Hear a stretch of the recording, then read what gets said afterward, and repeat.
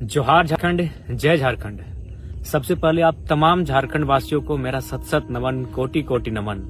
आपने इस युवा को इतना हिम्मत देने का काम किया, इतना प्यार, इतना समर्थन और इतना समर्पण आपको मिला कि आज पूरे राज्य में कहीं अगर कोई चर्चा का विषय है तो आपका लाडला बेटा, आपका छोटा भाई, आपका टाइगर जयराम महतो पूरे राज्य में चर्चा का विषय है। ये आपका प्यार है, ये आपका आशीर्वाद है। तो चलिए विषय को लंबा ना ले जाते हुए सीधा बात करते हैं। बहुत सारे सवाल आपके जहन में होंगे, बहुत सारे सवाल हमारे आलोचकों के जहन में होंगे, बहुत सारे सवाल गांव के चौपाल से उठ रहे होंगे। उन सवालों का मैं खुद से सवाल भी पूछूंगा और उन सवालों का उत्तर भी देने का काम करूंगा, क्योंकि मेरे पास मीडिया आज नहीं है। सबसे पहली बात, चलिए आपको शुभकामनाएं कि मेरा नॉमिनेशन एक्सेप्ट हुआ है। 4 पेपर मैंने भरा था, जिनमें 3 पेपर को सेलेक्ट किया गया है। एक रूमर आया कि नहीं, अंतिम पेपर को सेलेक्ट किया गया है और 3 पेपर रिजेक्ट हुए हैं, जो कि सत्य नहीं है। 3 पेपर सेलेक्ट हुए हैं, 1 पेपर रिजेक्ट हुआ है। अब रिजेक्ट क्यों हुआ है, थोड़ा सा कारण बता देते हैं कि बहुत सारे लोग कहने लगे कि पढ़े लिखे नौजवान और गलती कर रहे हैं। तो एक बात क्लियर आप जान लीजिए कि नॉमिनेशन फॉर्म वकील भरते हैं, और जो वकील रहे या कोई रहे, सबसे पहले उनका धन्यवाद। कुछ त्रुटियां हो जाती हैं, मानवीय भूल हो जाती हैं। तो समस्या ये थी जिस फॉर्म को रिजेक्ट किया गया कि उसमें हस्ताक्षर यानी नाम, वोटर आईडी का पार्ट नंबर, सीरियल नंबर किन्हीं और का था और हस्ताक्षर किन्हीं और का बाय मिस्टेक इसलिए हुआ था क्योंकि हमने लगभग 2-3 दिनों में 5 बार हम लोगों ने पेपर में केस के सिलसिले में रिजेक्ट किया था, काटकूट किया था, क्योंकि नया नया केस हमें मिलता जा रहा था और नया नया फॉर्म बनता जा रहा था और बार बार फिर प्रस्तावकों का साइन लेना पड़ता था। तो स्वाभाविक है, बार बार जब चीजें घटित होंगी तो कुछ त्रुटियां आ जाती है। तो खैर फिलहाल 3 पेपर सेलेक्ट है, 1 रिजेक्ट है, डज नॉट मैटर। 1 भी अगर सेलेक्ट होता है तो उसी से लोग चुनाव लड़ते हैं। अब बात करते हैं उस दिन हुआ क्या था। केस के बारे में सब जानना चाहता है, बहुत सारे लोग मेरी जुबान से जानना चाहते हैं कि सच्चाई आखिर है क्या। क्योंकि एक लोग जो विपक्ष में बैठे हैं, जो आलोचक वर्ग है हमारा, वो एक प्रोपेगेंडा फैला रहे हैं कि यदि जयराम बाबू को इस केस की जानकारी नहीं थी तो फिर उनका हस्ताक्षर केस के एफिडेविट में कैसे आया। तो सबसे पहले मैं आपको क्लियरली बताना चाहूंगा कि 29 तारीख को जिस दिन मेरा नॉमिनेशन पेपर खरीदा गया, मैं कहाँ था पूरा राज्य जानता है। मैं चतरा में श्रीमान दीपक गुप्ता जी के, जो हमारे दल से हैं, उनका नॉमिनेशन था। यानी मैं दिन भर चतरा में था। मेरा फॉर्म धनबाद में, बोकारो में हमारे साथी खरीद रहे हैं और मैं कहाँ, चतरा में। अगला दिन मैं कहाँ था, हजारीबाग में। यानी फॉर्म जो भर रहे थे वो मेरे साथी भर रहे थे। 1 तारीख को मेरा नॉमिनेशन होना था और 2 दिन पहले ही हम लोगों ने फॉर्म लिया था। अब वहां डिटेल्स भरा जाना स्टार्ट हुआ। केस की जहां तक बात है, सबसे पहले हम लोगों ने 10 केस इंक्लूड किया था। यानी 29 तारीख शाम को 4 बजे जब फॉर्म भरना स्टार्ट हुआ तो हमारे साथी, हमारे वकील की टीम के माध्यम से 10 केसों की जानकारी दी गई। लेकिन जैसे ही 30 तारीख को सुबह हजारीबाग मुझे जाना था संजय दा के नॉमिनेशन में, उसी दरमियान मैं गया प्रज्ञा केंद्र। वहां हमारा साथी है, उनसे मिलने गए एक अकाउंट के सिलसिले में।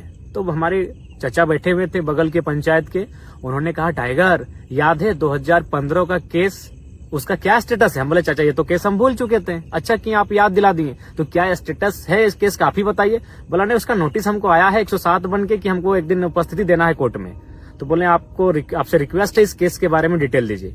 फिर उन्होंने 2015 का केस, जो सड़क जाम का केस था, और उस केस में कोई एक्टिविटी नहीं है, 10 साल पुराना केस हो चुका है लेकिन अभी तक कोई एक्टिविटी नहीं। तो फिर उस केस का डिटेल दिया गया। यानी फिर उस डिटेल को हम व्हाट्सएप के माध्यम से अपनी टीम को भेजे जो मेरा फॉर्म भर रहे थे कि ये केस को इंक्लूड कीजिए, एक नया केस फिर मिला है। यानी वो केस इंक्लूड किया गया। अब केस नंबर 11 हो चुका है। कब हुआ है? संजय दा के नॉमिनेशन में हम जा रहे हैं, यानी दिन के 11 बजे मेरा केस नंबर हो रहा है 11। नॉमिनेशन होता है संजय दा का। हम बिशुनगढ़ आते हैं। संजय दा को कोई भी चाहे तो संजय दा से फोन में बात कर सकते हैं। बिशुनगढ़ जैसे ही हम क्रॉस करते हैं, संजय दा का फोन आता है कि जयराम भाई, नगड़ी थाना की पुलिस आपको डिटेन करने के लिए आई है, आप नॉमिनेशन करेंगे और वे लोग डिटेन कर लेंगे, या फिर आपको नॉमिनेशन करने से पहले डिटेन करेंगे। तो हमने कहा, संजय दा, नगड़ी में मेरा कोई केस ही नहीं है। हम तो आश्चर्यचकित हो गए कि नगड़ी में मेरा कोई केस ही नहीं है। हाँ, मेरा एक केस है 23 मार्च 2023 को विधानसभा घेराव के दौरान है और वो जगन्नाथपुर थाना में है। यानी मेरा नगरी में कोई केस नहीं है। मैंने संजय देव का उन्होंने कहा नहीं आप क्लियर कीजिए, क्योंकि मेरे एक साथी वहां रहते हैं, उन्होंने परफेक्ट सूचना दिया है। यानी नॉमिनेशन मेरा था 1 मई को और रात 8 से 9 बजे 30 अप्रैल को पुलिस के एक पदाधिकारी के माध्यम से उस केस की जानकारी मिली। फिर हम लोगों ने आनन फानन में ये जानने का प्रयास किया कि उस केस में धारा क्या है। तो फिर हमने अपने साथियों के माध्यम से जाना कि उसमें कितनी धाराएं हैं, तारीख क्या है, उस केस का संख्या क्या है। यानी रात को 10-11 बजे उस केस का सारा डिटेल्स मिलता है। नॉमिनेशन सुबह है और केस का डिटेल्स मिला रात के 10-11 बजे। और हम लोग पहली बार, मुझे याद है 29 साल के कैरियर में, कि हम 1.5 घंटा फर्स्ट टाइम किसी रात को सोए हैं। 3 बजे सोए हैं, 4:30 बजे उठ गए हैं। यानी इतना रात भर हम लोग टेंशन में थे। यानी सुबह उठ के जो हम लोग का डॉक्यूमेंट तैयार हो चुका था, फिर उसको रिजेक्ट करते हैं, क्रॉस करते हैं। क्यों? क्योंकि फिर एक नए केस को ऐड करना था। यानी फ्रेश फिर बनता है। सुबह हम लोग नॉमिनेशन की तैयारी कर रहे हैं, सुबह हम लोग का काफिला सज रहा है, सुबह हमारी गाड़ियां सज रही हैं और हम लोग तैयारी कर रहे हैं नए पेपर भरे जाने की। अकबकी का इंतहा देखिए। फिर नए केस को ऐड किया जाता है और हम लोग नॉमिनेशन के लिए पहुंचते हैं। चूंकि यह केस 2 साल पुराना था। यह केस कब का है ये भी आपको बता दें। यह केस है आपका 21 मार्च 2022। यानी पहली बार जब ये आंदोलन अपने पीक टाइम में था और हम लोग फर्स्ट टाइम विधानसभा घेराव का कार्य किए थे, उस समय का है। और उस समय सभी जानते हैं कि हमारी एक्टिविटी बिल्कुल नियमता हुई थी। वहां उस समय जो डीएसपी मौजूद थे, उन्होंने बहुत सारे न्यूज चैनल में, बकायदा मुझे सनी दा का नाम याद है, उन्होंने पूछा भी था कि जयराम महतो पर कोई एफआईआर होगा। उन्होंने कहा नहीं, जहां तक 144 लागू है उस सीमा के बाहर ये लोग धरने पर बैठे हैं, कोई एफआईआर नहीं होगा। तो हम लोग भी आश्वस्त हो चुके थे। और सबसे खास बात, यदि डिटेन ही करना था, यदि वारंट ही निकालना था, तो 2 साल के दरमियान मैंने नहीं करने से भी 2-2.5 हजार सभा किया है। उस दरमियान अरेस्ट करते, चतरा नॉमिनेशन के समय अरेस्ट करते, हजारीबाग नॉमिनेशन के समय अरेस्ट करते। लेकिन खैर, साजिशें बहुत गहरी हैं। साजिशों का जो जड़ है वो बहुत दूर तक फैला है। लेकिन उम्मीद है कि हम लोग भी बीज हैं, दबेंगे नहीं, पुनः उग जाएंगे। तो ये केस का डिटेल है। मैं मानता हूं केस की जानकारी मुझे बिल्कुल 30 तारीख को कंफर्म हुई है। और 30 तारीख को जैसे ही कंफर्म हुई, अगले दिन नॉमिनेशन के दिन हम लोग अपना फॉर्म को चेंज किए, उस पेज को, और नया पेज प्रिंट आउट करके निकाले, उसमें केस के डिटेल्स को भरे और फिर मैंने अपना हस्ताक्षर किया। ये रियलिटी है, ये फैक्ट है। आप संजय दा से पूछ सकते हैं कि संजय दा ने जब मुझे जानकारी दी तो मेरे चेहरे में किस प्रकार से एक आश्चर्यचकित का क्वेश्चन मार्क था कि संजय दा ऐसा कैसे होगा। नहीं, मेरा नाम ही नहीं हो सकता है, इतना हम कॉन्फिडेंट थे। तो ये केस का मैटर। अब एक सवाल ये आ रहा है, भाग गए, फरार हो गए। मैं आपसे पूछना चाहूंगा कि भागने का अर्थ, भागने की को कैसे आप परिभाषित करेंगे। मान के चलिए हम किसी नदी के बीचों बीच हैं और नदी के जो पानी है, उस पानी को जिम्मेवारी मिली है कि जयराम महतो को घेर कर रखना है। तो जाहिर सी बात है, या तो मुझे नीचे सुरंग बना के निकलना होगा या तो उड़ के निकलना होगा, क्योंकि पानी की जिम्मेवारी है। या फिर अगर मुझे साइड से निकलना है, जिस तरह निकलेंगे, तो पानी को खुद रास्ता देना होगा। बिल्कुल यही बोकारो में जहां मेरी सभा हो रही थी, बिल्कुल चारों तरफ गोलाकार पुलिस खड़ी थी, हाथ से हाथ मिलाकर पुलिस खड़ी थी। आप वीडियो देख लीजिएगा। तो फिर हम कैसे निकले? जैसी बात, उन्होंने रास्ता दिया है। जी हाँ, उन्होंने ही रास्ता दिया है। मैं स्वयं उस वीडियो को वायरल करूंगा। पुलिस बैक पर आई है और स्कॉर्पियो के बोरनेट पर बैठकर कोई फरार होता है भाई। अब सवाल है कि मैंने 1 मई नॉमिनेशन में जाने से पूर्व रात को 2-2:30 बजे शमशान घाट में बैठकर मैंने वीडियो 3 बनाया था। एक वीडियो में यह संदेश दिया था कि मुझे पूर्ण आशा है कि मेरा अरेस्टिंग हो जाएगा, अरेस्टिंग होने के बाद फलाना कार्यकारिणी केंद्र अध्यक्ष होंगे। मैंने ये भी उस वीडियो में घोषणा किया था, क्योंकि मुझे भी पूर्ण आशा था कि मुझे डिटेन कर लिया जाएगा। इसीलिए आनन फानन में 3 सेटों को भरा गया, क्योंकि पूर्ण आशा थी कि डिटेन करेंगे ही करेंगे। लेकिन वहां तक, डीसी चैम्बर से बाहर निकलने तक मैं बहुत उत्सुक था कि मुझे अरेस्ट करें। उसके बाद सभा तक, संबोधन के बाद तक मेरी इच्छा थी, मेरी दिल्ली इच्छा थी कि प्रशासन मुझे अरेस्ट करे। लेकिन परिस्थितियां वहां बिल्कुल विपरीत थी। परिस्थितियां क्या थी? बहुत सारे लोग पेट्रोल लेकर थे कि आत्मदाह कर लेंगे। बहुत सारे लोग हिंसक और उग्र स्वभाव रूप धारण कर चुके थे। वीडियो फुटेज आप देखे होंगे। यानी मैंने इसलिए वहां से निकलना उचित समझा। मैं निकला हूं, फरार नहीं। मैं बार बार कहूंगा क्योंकि आप मेरा स्टेटमेंट अंतिम क्या था याद होगा कि एसपी साहब माफ कीजिएगा, भीड़ की भावनाओं का सम्मान कीजिए, डिटेन किसी और दिन कीजिए। ये मेरा अंतिम शब्द था कि एसपी साहब माफ कीजिएगा, भीड़ की भावनाओं का सम्मान कीजिए, डिटेन किसी और दिन कीजिए। और हम वहां से निकल गए। कि आज हम घर निकलते हैं, बाद में इस विषय पर बात करेंगे।